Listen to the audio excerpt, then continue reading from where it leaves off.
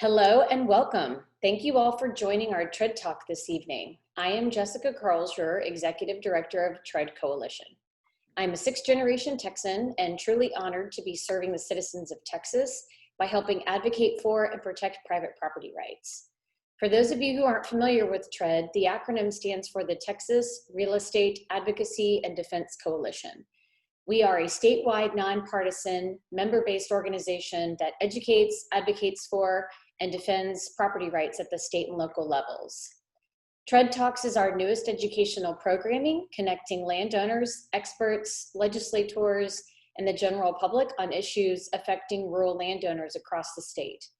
Our programming covers issues like eminent domain, conservation, ranching, various industries in Texas, property rights, and water, which brings us to tonight's discussion on the relationship of water and land in the state. For this evening, we've partnered with the Greater Edwards Aquifer Alliance on this discussion. So I'll start by introducing their executive director, who will then introduce tonight's speaker, Char Miller. Annalisa Peace is the executive director of the Greater Edwards Aquifer Alliance, which unites 52 organizations throughout a 21-county region in Central and South Texas behind a plan to protect the Edwards and Trinity aquifers, their contributing watersheds in the Texas Hill Country. Annalisa holds an MS in Urban Administration from Trinity University and has more than 30 years experience working with government and nonprofit organizations in various capacities. It is a pleasure to be partnering with you on advocacy and education opportunities such as this event. So thank you so much for co-hosting tonight's TREAD Talk, Annalisa. Thank you, Jessica. Yeah, it's delightful. This is the first of a lot of future partnerships, I hope, with TREAD because our missions are so synonymous. Yeah, so it brings me great pleasure to introduce Char Miller. He's the W.M. Keck Professor of Environmental Analysis and History at Sonoma College and was formerly faculty at Trinity University in its History and Urban Studies programs. He has written extensively about San Antonio in such books as San Antonio, A Tricentennial History, On the Edge, Water, Immigration, and Politics in the Southwest, Deep in the Heart of San Antonio, Land Life in South Texas, San Antonio and Environmental History, and forthcoming in 2021 is West Side Rising, How San Antonio's 1921 flood destroyed a city and sparked Latino environmental justice movement. Char served on San Antonio's Open Space Advisory Council and Tree Preservation Ordinance Committee and worked closely with the Whitty Museum's many exhibits about land and water in South Texas. Although he now lives in Southern California, he remains a dyed-in-wool Spurs fan. And Char, you have so many fans here in the Central Texas region. So we're really delighted to have you. Thank you. Well, thank you both so much for this chance to talk to whoever's out there in Zoom land and have a chance to talk about a landscape that we all love, the Edwards Plateau, the Balcones Escarpment, and all of the rivers and springs that sort of make up this remarkable resource. Let me share my screen. Ooh, where did it go? There we go. And hold on 1 second, folks. All right, can everyone see that? We're good?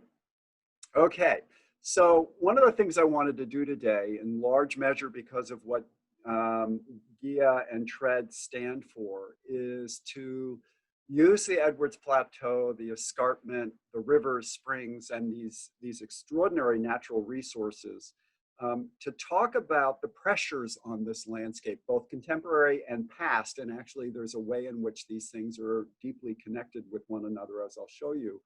But I want to start with how we think about space. So let's take this map here of the Edwards Plateau, and you can see the way in which the rivers flow out of here.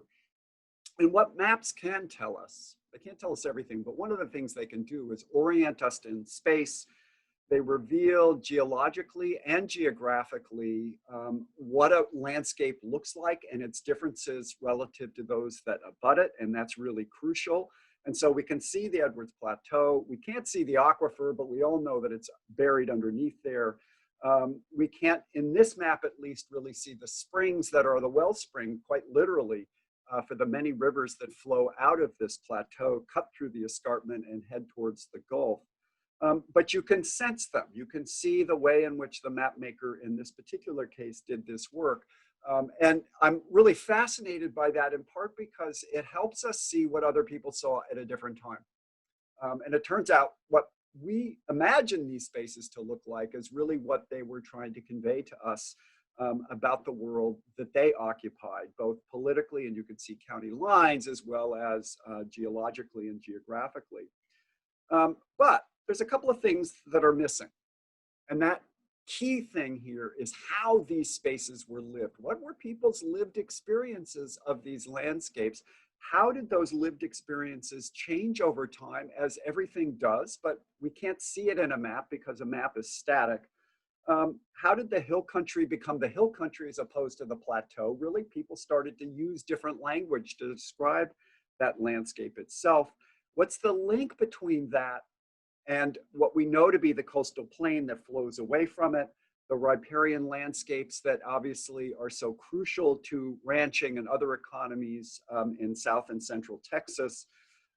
And ultimately, because I'm an historian, one of the things that I'm deeply interested in, and the hill country has helped me do this over the many, many years that I've lived in San Antonio and thought deeply about this landscape, is to help us see the changes over time. And one of the ways to do that is to think about the way in which human beings have sort of lived here and have wrestled with some of its central conundrums. The two organizations that are co-hosting this event tonight are focused in on, quite logically, contemporary issues of water and land, pressures of pipelines and overdrafting the aquifer. These are crucial issues to the 21st century of the Edwards Plateau. And I'd like to suggest that, in a way, the questions that they are raising, and they're really crucial questions, environmental, political, social, and economic, have their predecessors back in the day. That is to say, the past is very much present in these contemporary issues, or at least in my imagination, that's true. So let me do this in a couple of ways, and to talk about three central challenges that the Edwards Plateau over time has had to address, or at least the people who live there had to address. And I want to do it by looking at some of the earliest evaluations of these landscapes that are framed around some of their physical characteristics. I absolutely adore this map of the Edwards Plateau, and particularly the Edwards Aquifer and the recharge zones. But what you get in this map are the richness, the real richness of this natural resource. And everywhere is water. Whether you're looking at the dots which identify the springs, or the rivers that flow from them, or the cities through which those rivers go. And please don't miss the fact that we're human settlement, and that goes way back in time to the indigenous people of this region.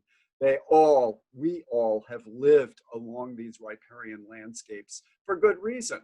Human beings have an affinity for water, in part because we are water, and in part because we can't survive without it. But it does help us understand why populations have settled where they have, and why those populations put pressure on this land that posed many of the challenges that were true in the 18th century and remain true to this day, 400, 300 years plus later. So part of it is to think about that dynamic. Part of it is to see that dynamic in time. And I want to start with this guy, William L. Bray, a botanist working for the U.S. Forest Service in the early part of the 20th century, before, in fact, the U.S. Forest Service, which would be created in 1905, was actually created. He's working for the Department of Agriculture and for its Bureau of Forestry when Gifford Pinchot, who was the first chief, hired Bray to go to Central Texas and to provide a report, the first federal funded report about the timber of the Edwards Plateau, which is a pretty banal title because it does a lot more than timber.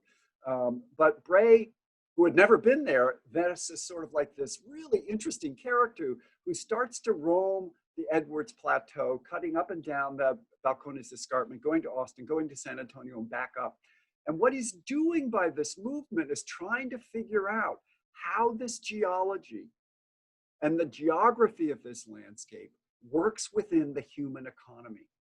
In short, he's looking at the land, but he's actually looking at how people are utilizing the land. And I want to set up his final conclusion as a way to open up the conversation. And I use this quote here that he said, one of the central challenges that faces this landscape is how people figure out to build coalitions among different partners who utilize this landscape in very different ways. And so here's this beautiful quote that he says, the future is going to rest with the cattlemen of the plains, the South Central Plains as they flow down towards the Gulf, and the ranchers up in the hills, meaning the hill country, the Edwards Plateau, about whether those pastures will be worn out, whether overgrazings will denude the hills by unwise cutting and overgrazing.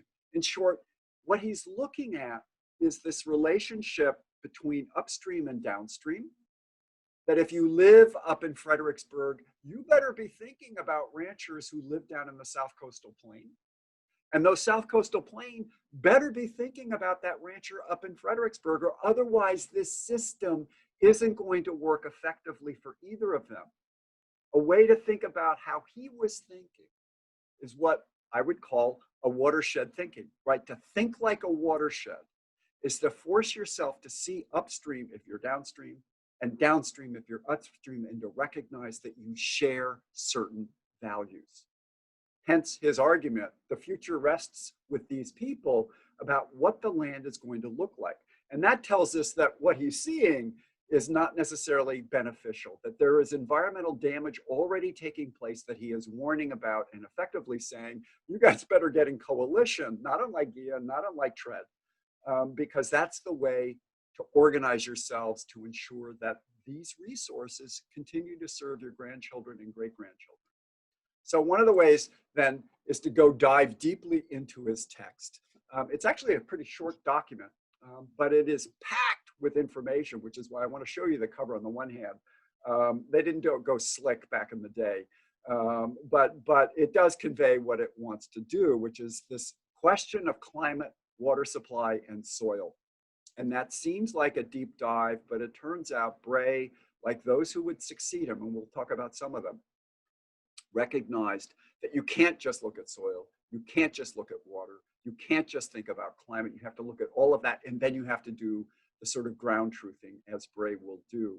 And so again, classic early Forest Service materials not only contain texts, but Gifford Pinchot insisted that anyone who wrote a report for the federal government that he was overseeing in the Bureau of Forestry needed to take photographs, because it was the visual that contained way more information in some cases than the text itself. So let's start with one of Bray's hopeful commentary, which is to look at this hill near Austin, as he said, which was once covered with a pure stand of mountain oak that had been cleared as the oak would be used for fuel, it would be used for fence posts, it would be used in Austin itself to build housing and the like. And you can see on the right-hand corner, sort of middle screen of this, where the logs have been basically propped up and will ultimately be hauled down to market.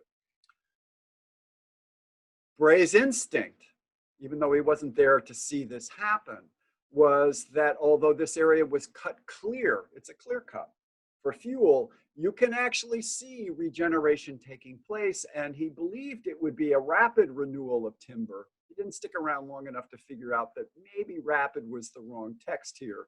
But nonetheless, that was part of the assumption that if you got rain, which as we know in South Texas and Central Texas is a big if, but let's say you get it, you can start to regenerate naturally that which you have cut. So he's not terribly upset yet, not terribly worried about what's going on. However, you flip the page and 2 pages later, he's showing you Cedar, a cedar break near Austin, 25 years after the first cutting. So that gets us back into the latter part of the 19th century. and it looks as if it's regenerated. And again, it looks like a sort of natural system that actually works to human advantage. But as he notes, what you used the cedar for was for fuel and charcoal, as well as, again, for fence posts and other material. And then you start to see his text is veering away from the photograph. And so I was looking at it this evening and sort of thinking about how to use this photograph. And even though he says it shows the capacity for reforestation, he actually has in the text a greater worry, which this quote points out. It's probably, he said, that more cedar timber has been burned than marketed, and vastly greater areas denuded by fire than by the axe. And for foresters in the late 19th and early 20th century, this language is code. It's code, whether it was written about the Rockies or the Sierras or the Cascades, or as it turns out, the Edwards Plateau. It was that human consumption was highly exploitative and extractive, and without a sort of conservative approach to this, you might in fact not just denude this landscape, but the reforestation that you hoped would occur may not occur. And why? Because fire may come in and alter the soil characteristics, which would mean a cedar break that 25 years after recutting, if it was cut, might not work 25 years after a fire. And this is the language that the Forest Service isn't inventing. It's watching all of this take place around the country in its infancy and starting to think about some of the consequences that come from this. And so for Bray, as well as his peers, there was a second concern. What if we did not keep, as with the North Gorge here and Lone Tree Hill, again, close to Austin, and he basically stayed within a 20, 25 mile area of Austin up in the hill country during his trip. What if you don't get the photograph on the left, excuse me, but you get the photograph on the right? And what if, as we also know, in the Edwards Plateau, you get some thunderous storms that blow up, whether it's a hurricane that is slowly rolling through the area and dropping 10 to 20 inches, well, then you have a problem. And the problem is that denuding the timber, taking out all of the timber under an extractive economy, could lead to, and actually always did, huge runoff after a storm. As Bray notes in his text about this, the debate over the economy of the hill country and what could be pulled from it was often cautioned by and sort of controlled by the other desire, as he says here, to see destructive floods prevented. And Austin is a good example of what destructive floods could do. Because periodically in the late 19th and early 20th century, the dams on the Colorado River got so pounded by debris coming down from the hills above it, debris that was a result of clear cutting that wasn't properly logged and maintained. Literally, trees are coming down, rocks and boulders hitting those dams and destroying them twice in the history of those dams, such that the dams then broke and then blew into the smaller town of Austin and devastated it. Bray doesn't know from this yet, but he's worried about what the photograph on the right conveys and knows that the photograph on the left is what you want. You could log in here, but you have to log more carefully than happened. You don't take everything out. You make it possible for the landscape to continue to breathe effectively and do the work that you want it to do, that it provides economic goods on the one hand and environmental, social benefits on the other. But he wasn't seeing it, and that's why he's arguing for, let's call it collaborative conservation. Those cedar choppers up in the hill country need to be thinking, as they're logging heavily, what the impact is going to be on a city like Austin and what the impact will be down the Colorado all the way to the Gulf if one of these surging storms drops an enormous amount of water, generates a flood that's going to carry away not just a dam in Austin, but everything down below it. In short, think like a watershed the moment you put the axe in your hand. It's a hard concept for those on the ground to necessarily understand, but Bray effectively is trying to be a teacher. And it's actually what I love about his project is the way in which he can show us that the impact of human beings on landscapes changes the way those landscapes function, produces damages that we might not have thought about. And effectively, as a future conservation, a guy by the name of Aldo Leopold, whose Sand County Almanac is one of the Bibles of sort of close thinking about land and people's relationship to it. He said a conservationist is a person with an axe in hand who thinks about what that axe is going to do before they do it. I love that metaphor. I love that image.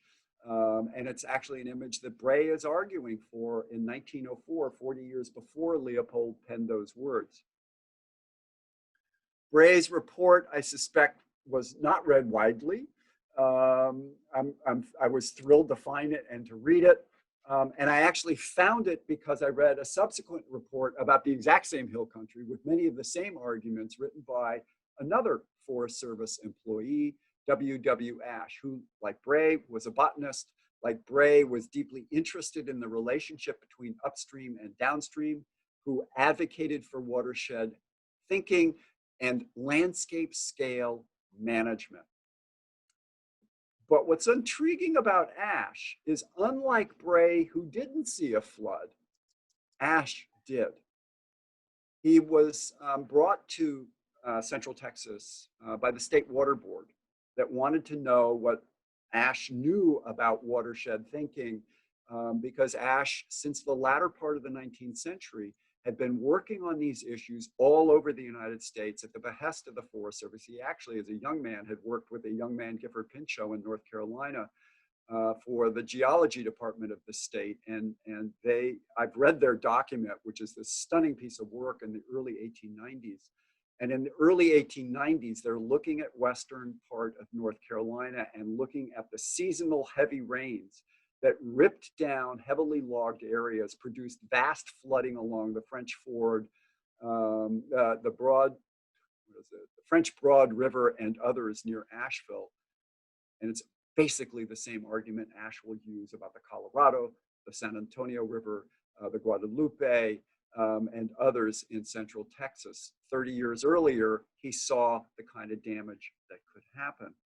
So the State Water Board brought him in late August 1921 to Central Texas and basically asked him to sort of roam around the hill country and tell them how to better manage for water supply, for reservoirs, for dams, for hydropower, and flood protection.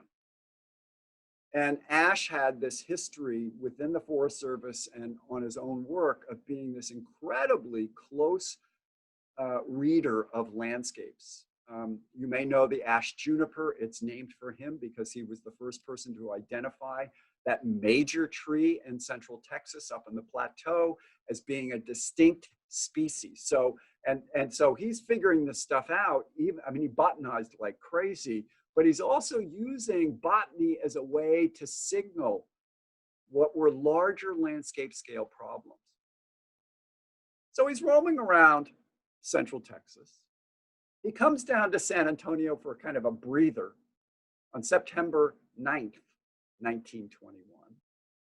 And that night, the city got hit, as did Austin, as did New Braunfels, as did San Marcos, Thrall, and a bunch of other cities, with a hurricane that sort of wandered off of the Gulf Coast, arced along the Balcones Escarpment, basically using the Edwards Plateau as a kind of pivot. And that storm pivoted along that area and dropped enormous amounts of rain. Just to the north of Olmos Creek in San Antonio, they were measuring 17 to 18 inches in a couple of hours, which is an astonishing amount of water in a very short period of time. That water went careening down the Olmos Creek, slammed into the San Antonio River, and then inundated downtown. You can see the US Army here that next morning, the September 10th, rowing down Houston, St. Mary Street in this case, but also on Houston Street and elsewhere. on the west side of San Antonio, all of the west side creeks blew out of their banks at midnight, never a good time for a flood, and just ripped through the barrio, killing more than 80 people in the city, almost all of whom were Hispanic or Hispanic surnamed. And it was a devastating flood. And by chance, Ash was there, watching exactly what he would ultimately predict in his own report about what was taking place in the Central Texas Valley, in the Central Texas, the Plateau and Escarpment, and the downstream cities.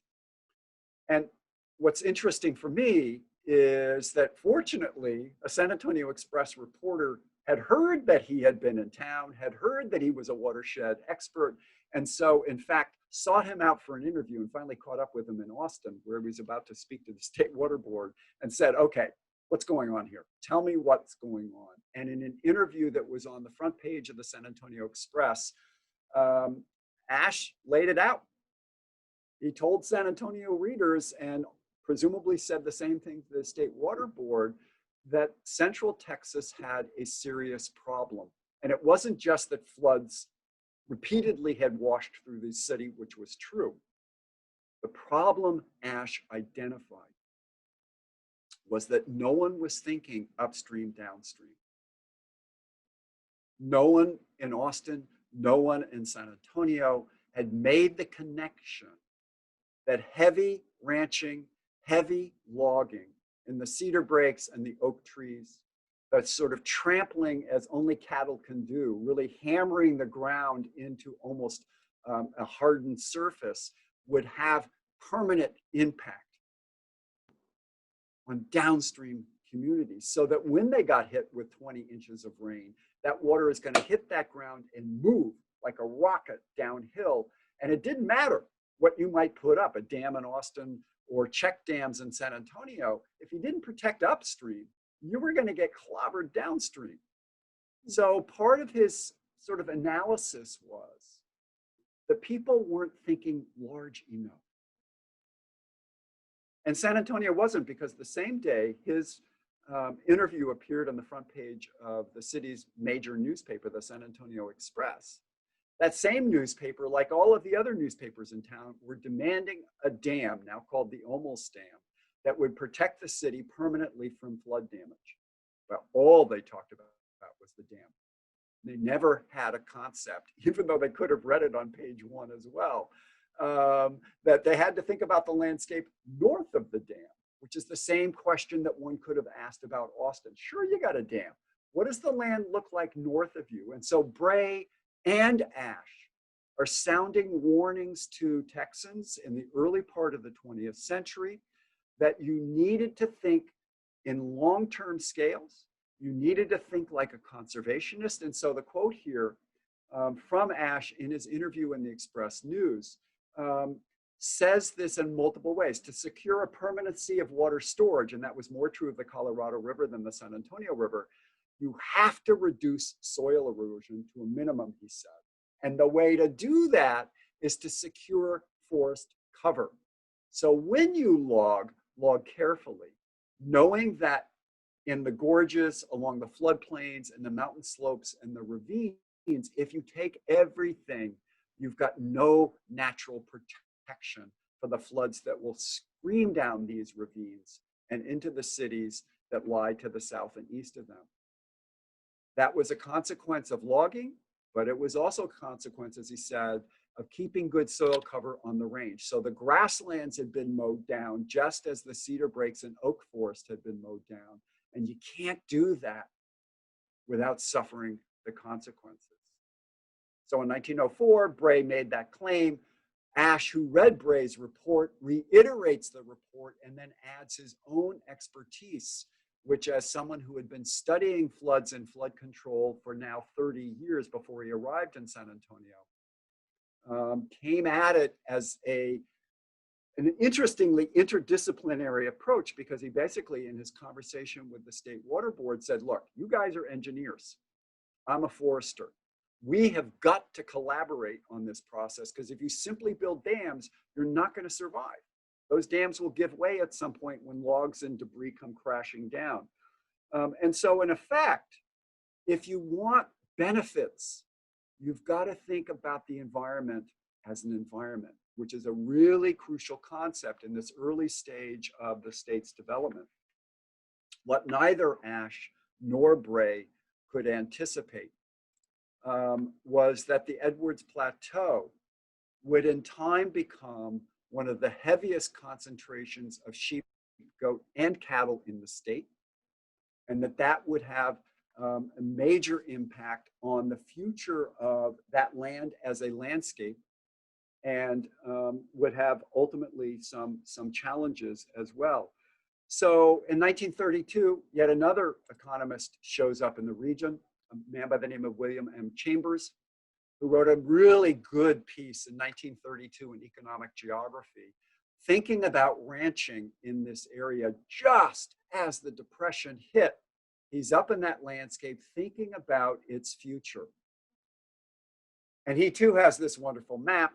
He lays out places and the connections to rivers as one would do, but he is thinking about the Edwards as a zone, as an economic geography, as a place where, as he said, combination ranching, what we would call diversified ranching. So you're using different animals and also using logs and other things to sort of diversify your economic activity.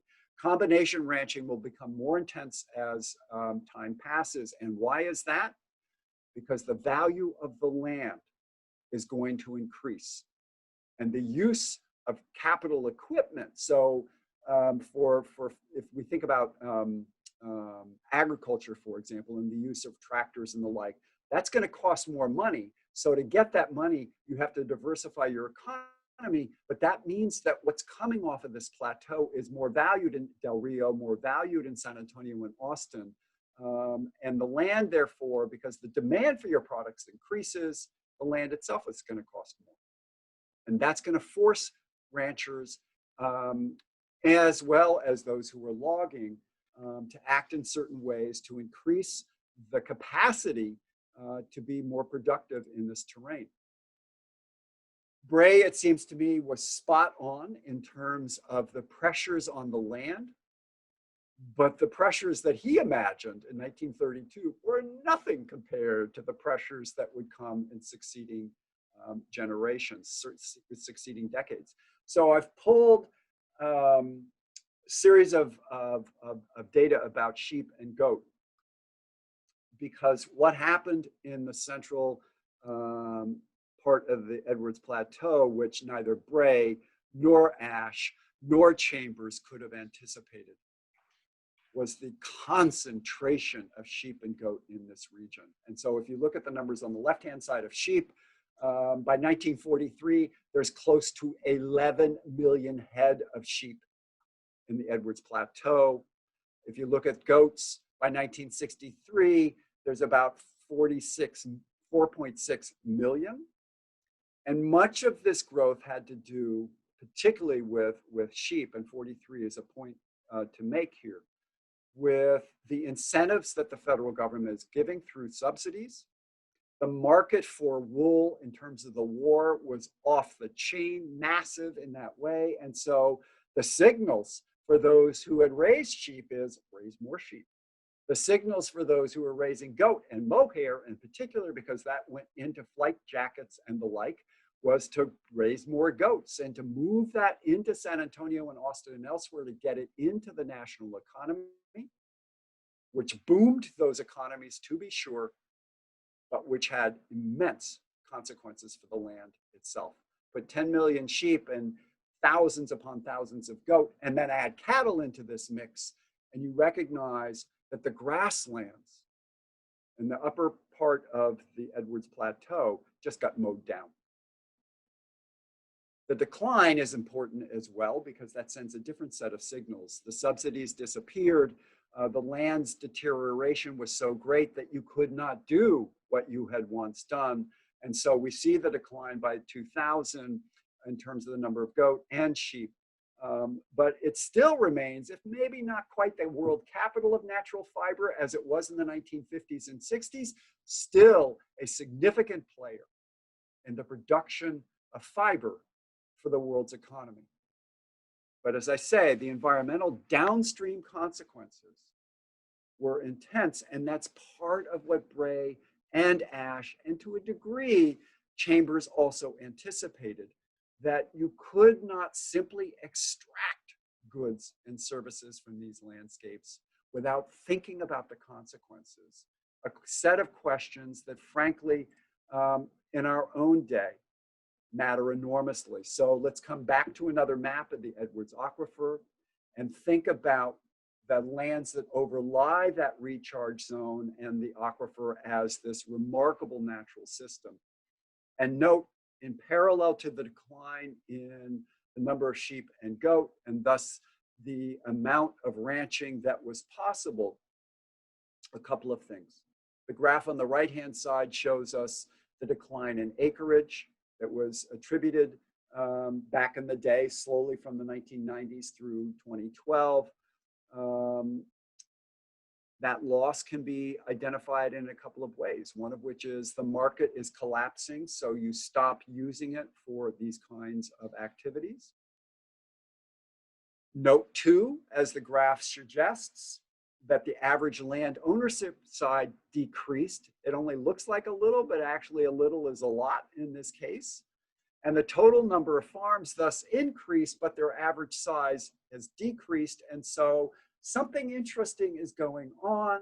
And part of what that is going on across the 90s through the middle part of the 20-teens is that there were different kinds of pressures now working their way upstream into the Central Plateau, crossing the Belconas Escarpment and moving into the agricultural land. And so I'm grateful to Annalisa for getting me this slide.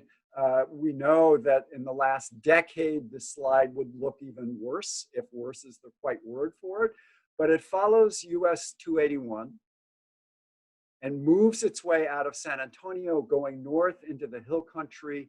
And you can see development in 1973 in the yellow. You can see the even greater development and the massive takeover of this land for housing by 2009, which is about the time I left San Antonio. And part of what you're seeing is that the maps actually can't keep up with the development that was happening. I remember in the early 90s, an episode of fire erupting in a new subdivision in San Antonio, and the firefighters couldn't find it because it was off their map. And this is pre-Google. You couldn't quite do what we can do now. And so there was this sort of puzzling, but obviously really crucial notion that so much growth was going on off of 281, and if we had a map for it, Interstate 10 as it arcs through Fredericksburg or close to Fredericksburg. So much development was happening that public services couldn't keep up with the transition, which is a little scary when you think about a house on fire, that the fire department can't find you unless they've got really good ways of sort of tracking the smoke plume. But from our vantage point, given what Bray and Ash and Chambers identified in the first 30 years of the 20th century, we're now looking at a very different developmental pattern that's not coming from the upstream to the downstream, but is actually flipping that process as San Antonio, New Braunfels, San Marcos, and Austin and elsewhere penetrate the hill country and move up off of the major arterials to begin to purchase land. And so part of the answer to why agricultural lands are taken out of production is, in fact, they've been converted to housing developments. Part of it is that some of these housing developments aren't ranches, they're ranchettes, which are shrinking the average size of these landscapes and may become second homes for folks in Dallas, Houston, Austin, San Antonio, and the like. Lots of different things are happening, but one crucial thing is occurring, which is the moment you move subdivisions in, you concretize the landscape. You have impermeable rooftops, please, because who wants a leaking roof? You have gutters that capture water. Those gutters lead to driveways that are concretized. Those driveways lead to curbs that lead to channels that take the water away from the recharge zone and sluice it down channels, down flood-controlled channels and then shoot them down through the rivers so that they never penetrate the hill country itself, which means that we're losing water because we were building permeable surfaces on this landscape. And that's but one of many integrated problems. The other thing that we can see, and again, I'm thankful to realtors who have, the San Antonio Board of Realtors that provided this slide, because you literally see the transition from places like Bulverde Hills and Saddle Ridge into subdivisions, the John Ranch lots, the McCarty Ranch lots. All of these ranches are being converted, and this is up through 2020, being taken over by, if you look on the outside of this area, by housing that is going to look exactly like the housing inside these ranches that have 400 lots, 900 lots, 1,800 lots. We are looking at thousands of new homes. And let's say each household has 3 or more people in it. We're now looking at an enormous density. This is not sort of, this is sprawl, but it's a different kind of sprawl. And like Los Angeles, which is incredibly dense, we are now not just having small houses separated by large lots. These are incredibly dense developments, as the photograph on the left hand demonstrates. And even though, and let's take the subdivisions on the left here as an example, even though they are controlling for drainage so that you can actually maybe, given the spacing of where this is, put water back into the Edwards Aquifer. Note what's coming off of these households. As their roofs catch it, as their streets catch it, that water is not quite the pristine rainwater it might have been before it hit that area, because it's going to pick up gasoline, it's going to pick up oil, it's going to pick up heavy metals that our cars discharge and flush them into these stream beds. And if it doesn't go to the Edwards Plateau aquifer, that actually is maybe a good thing. But even if it does, it then has other consequences in terms of water quality and the like, in terms of how we're going to have to filter this. The final thing I would point out, and here is a perfect example of it, look at the roads. Because the only way to get to these places is through cars. And so as beautiful as they once were, they're going to be differently beautiful, I suspect, to those who buy them, who will then get down onto 281 and work their way to San Antonio or wherever they're going. And so some of what we're looking at is the conversion of land to housing. Some of it is the number of cars and the air pollution that those cars are going to create, that is going to create a separate problem, but it's not separate. It's actually integral to this new suburban subdivision that's going to pose other dilemmas. Not just water quality, but air quality is going to be damaged by this process. And so we're taking the contemporary city and tossing it into the hill country. And again, my interrogators from the early 20th century, they had no idea what was coming. But it's actually the same problem. Because to put this housing here is to pose downhill consequences that are pretty obvious in some ways, because how else are we going to drive this economy, literally drive it, but through, at the moment, fossil fuels? And where is that fossil fuel going to be coming from? Well, in Texas and other places, those pipelines coming from the Permian Basin have to go somewhere. If they're going to get to the refineries, if they're going to get to our gas tanks, if they're going to get into our cars and our trucks and our pickups and the like, they're going to lay those pipelines down. And what TRED and GEAA are working on is trying to figure out, wait, how do we slow this process down? Because look at where the pipeline goes. And again, I love this map because it's a baseline map that tells us the same set of problems. There are the rivers. There are the springs that create those rivers, signaling the aquifer beneath. And there's the pipeline. Any spill from that pipeline is going to immediately be absorbed if it's not captured, and that's going to be tough.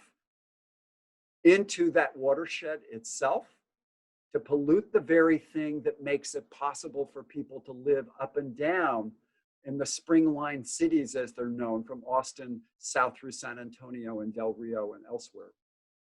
What we are doing is perfectly understandable. We need that fossil fuel because otherwise we can't move our economy. But that comes at a cost for the other thing we absolutely must have, which is clear water.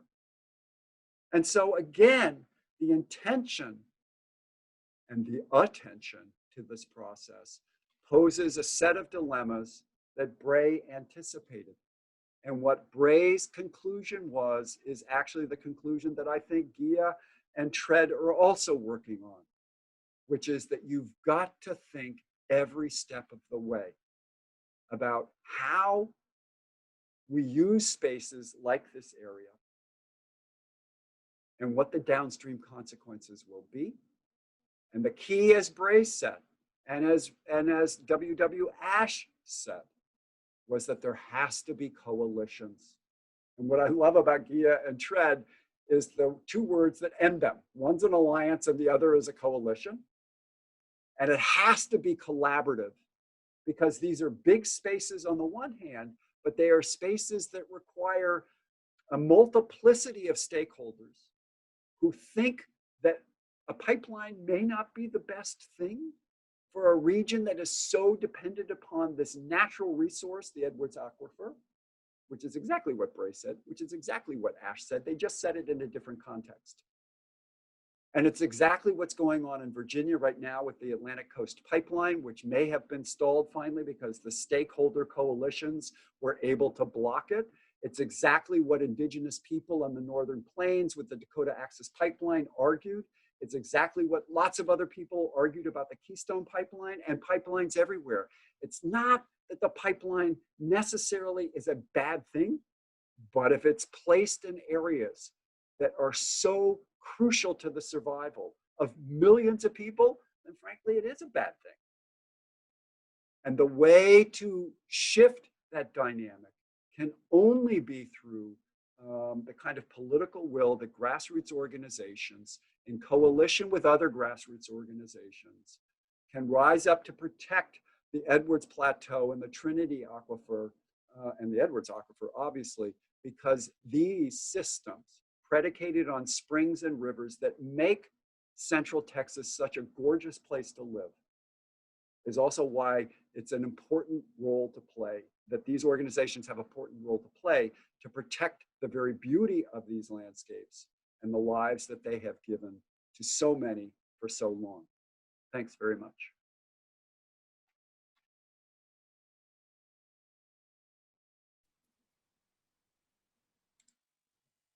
Thanks, Char. That was excellent. My pleasure. That was great. That was fun. I'm just thinking of all the other folks I'm going to send this to. This is really, really excellent. I can't thank you enough. Oh, my pleasure. My pleasure. It was fun, at least in the imagination, to get back to Central Texas. I miss it terribly. Yeah, we miss you too.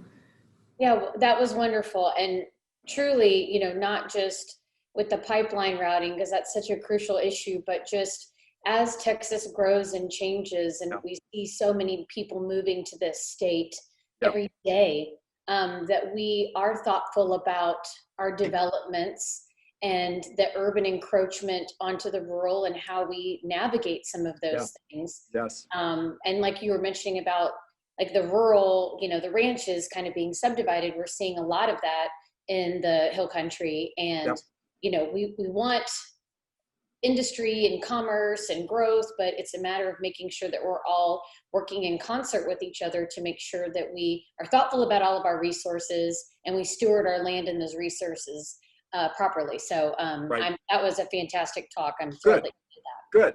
Thank you. Yeah, and I'm serving on the Regional Flood Planning Group for the Guadalupe, and I will be sending this to all my fellow stakeholders on that group because we've really been advocating land preservation, and it was like, bingo, thank you, Char. Yep. I mean, because you guys are both thinking in different ways because you have different organizations, but you're thinking landscape scale, right? And that's the language, right? It's not simply local. It can't be just local. It's got to be much bigger than that. Because look at the Edwards Plateau. I mean, that thing is massive. And you've really got to think about, and I'm sort of mansplaining here, but because you guys know this, but like you have got to think out as big as the landscape is, or otherwise you can't do it. And that's what leads to these coalitions, which I'm really excited to see. Yes. Well, and thank you all for joining us this evening. We had a wonderful turnout. We are also streaming on Facebook Live. So know that the TRED Talk has been recorded and will be accessible after the fact, and you can always find it on TRED's Facebook page. Char, thank you so much for a great presentation. My pleasure. And Annalisa, thank you so much for co-hosting this with us tonight. Feel free to reach out to me if you have any questions, comments, need additional information. I can be reached at info@treadcoalition.org, and we will be having more of these discussions as land use and, quite frankly, water are hot button issues, not only in the upcoming legislative session next year, but as I mentioned, as Texas grows and changes. So we look forward to maybe more presentations with you, Char, and definitely working anytime with the Greater Edwards Aquifer Alliance. So thank you all so much for your time. Thank you. All right, thank you. Have a great week. You too. Take care. Thank you. Bye. Bye.